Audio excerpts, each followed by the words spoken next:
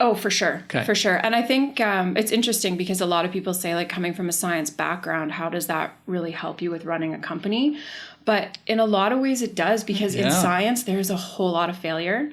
And to a certain extent in running a business, I mean, we've been in business 5 years, and I can distinctly remember 3 or 4 times where it's just like, this is it. Like this, you know, there's no way we're getting out of this one. Like there's no way this can pan out.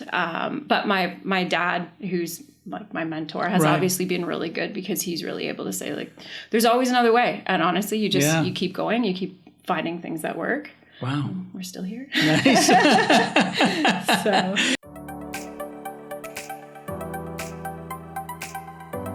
One of the biggest things I've learned, or surprises that happened to me, was actually the realization that owning a company can be quite lonely. Because I've always been the type of person where my social circle or my social network comes from where I work. And now all of a sudden, I'm everybody's boss, right? Like, people don't really want to be friends with their bosses. You can't really be friends with your employees to a certain extent.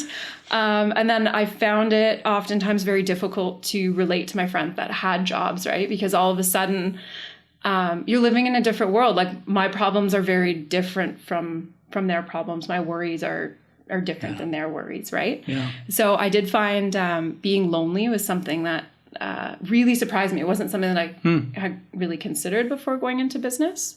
And then the other piece that I've learned is just don't give up. Yeah. Just keep, like, it's not over until it's over, right? Find a different path. If you have to. Yeah, exactly. And that it's never too late to pivot. You can pivot your business. You can pivot your company.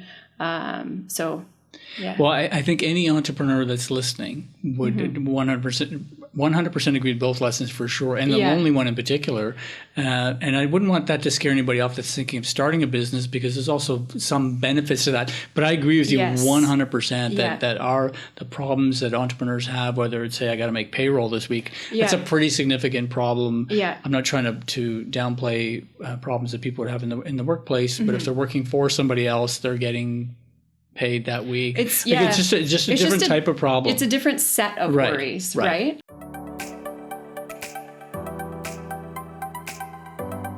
And I think you also have, you tell me how you feel about this, but I also think you have to be a little bit vulnerable too. That you have to be willing to. As entrepreneurs, we have a lot of pride. Yes. We tend to be confident people by nature. Yes. So for us to admit that we're struggling with something in our business, it can be challenging. But there's something about being around other like-minded people that the minute one person says, "Oh, I had this, this thing happen," and you've been through the same thing, you realize, okay, I can talk freely amongst this group. Would you agree with that? Yeah, and I find that actually being willing to make yourself vulnerable is extremely empowering, because then all of a sudden, not only do you realize, like, you're not the only one, and that loneliness kind of disappears, you also have a whole network of people that might have actual tangible solutions to help you out, right? On top of providing support.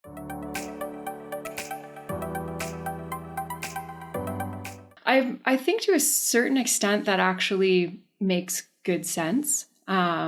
Because if you follow your talent first, that doesn't mean you can't follow your passion. But you can be passionate about something that you're terrible at, right? Like, I hate to say it, but I mean, it could happen. But if you're very talented at something, and especially from a business perspective, it would make good sense to follow your talent, get your cash flow in place, and then you can start more on the passion side of things. So. Well, and I'm not just saying this because you're in the room, but I feel the exact same way. Okay. I feel that if you just follow your talent, you keep, I may want to play in the NBA someday. That's never going to happen. Yeah, It's just not my reality, right? Yeah, so, exactly. But at the same token, if you just follow your passion and you don't have the talent, so I think it's a combination of both. Yeah. And the argument they're giving, most recently is that, well, no, it's one or the other. I don't agree. I think you got to have some talent in that field that you're going into, but you also have to be passionate about it, because you got to be able to ride those rough waves. Yeah, I would agree. And I mean, to a certain extent, I also believe talent is overrated, as long as you have a work ethic and a capacity to be open to learning, because as long as you're open to taking on new things and have the ability to learn and the work ethic to do it, I think people have a lot more, I guess, ability to generate talent. I wouldn't necessarily say that I am a talented business person, that I just fell into this and everything has worked wonderfully. I mean, there's a ton of mistakes, right? And I think I battle my own psychology daily to keep moving forward and making the decisions I don't want to make and do the things in business that I'm not good at because I know I'm going to make mistakes, right? Right. But hopefully if I keep doing that long enough, I will become a talented business person. We'll do this again in 10 years. Yeah, exactly. We'll see. So how do you still feel about that statement? Does it still make sense or not? Yeah, exactly. Yeah.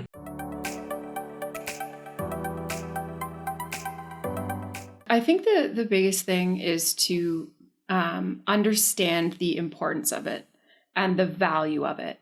Because I will often catch myself, I have 2 young kids, and I'll often catch myself being like, I can't be with the kids right now. I need to be, the business needs me. I need to be doing this. But really understanding and placing value on the fact that I am a better business owner when my cup is full, to use a cliche, right?